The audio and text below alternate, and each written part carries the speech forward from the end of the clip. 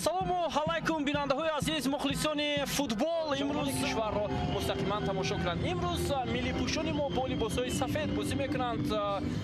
Дастаи кишварро моношо кунам. Дарвозабон рақами 23 Муҳриддин Ҳасанов аст, рақами 3 Содиқдин Аҳтамов, инҳо дифоъгарон ҳастанд ва дар маркази мебошад.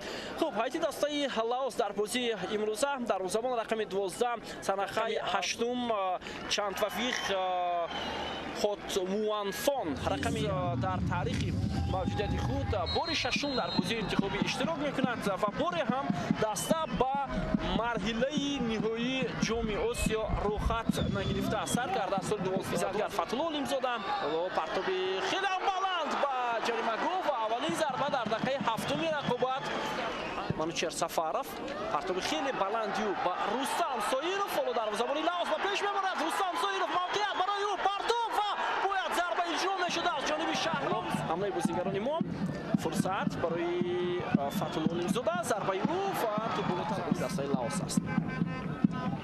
партов ба ҷаримагоҳи дастаи Лаос ва фурсат барои бозигарони мо. Боз як имконияти дигар.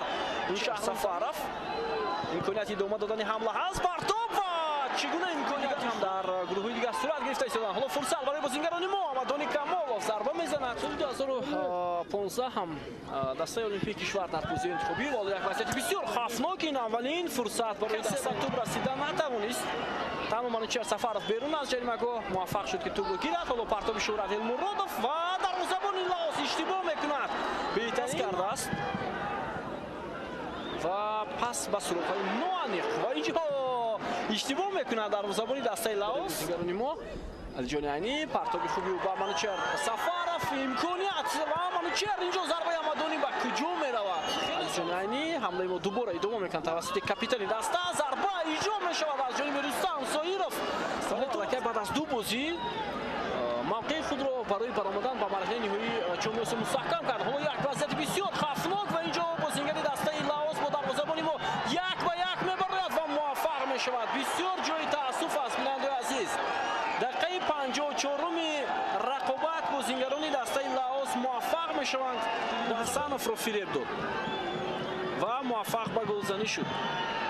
бубинед чӣ гуна хати ҳимоя бидуни бозигарон боқӣ монд. танҳо Содиқ Қурбонов онҷо буд ки ҳеҷ кӯмаке карда натавонист ва бозигарони Лаос муваффақ шуданд ба задани гол. ва медонед чӣ бинандаҳо онҷо дар ҷаримагоҳи мо қарор доранд ва бисёр вазъияти хавфнок. зарба зада мешавад. Муҳриддин Ҳасанов заифи Осиё пирӯзӣ дошт. Муқолистон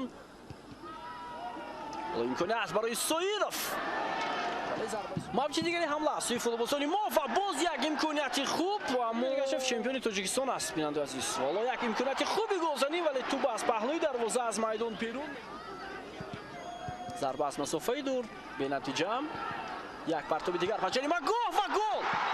ва гол дар дақиқаи 90-уми рақобат. ҳоло Содиқҷон Қурбонов дифоъгари дастаи олимпии кишвар ҳисобро баробар мекунад. фурсат ҳаст барои бозигарони мо. Хайлоев сараввал зарба зад. баъдан Манучер Сафаров капитани даста тӯбро зуд ба ҷаримагоҳ ирсон кард ки инҷо Содиқҷон Қурбонов бо сар тӯбро ба даруни дарвоза равон кард.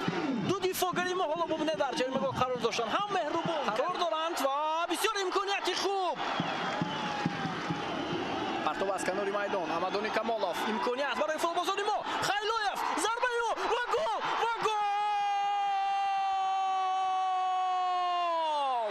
Руслан Хайлоев ҳисоб 2-1 ба фоидаи дастаи олимпии Тоҷикистон. дақиқаи 94-уми рақобат. вас дода наметавонем. вале дар ниҳояти кор ҳама ин самар овард. дар дақиқаи 90 ҳисоб баробар шуд. дар дақиқаи 94 пешсаф шудем. 2-1 ин дастаҳо. ва ҳаминтар бинандаҳои азиз вақт ба анҷом мерасад. тими олимпии кишвар дар рӯзи 9 сентябр таҷлили истиқлолияти кишвари азизамон ғалабаи мушкилу муҳимро барои ҳаводорон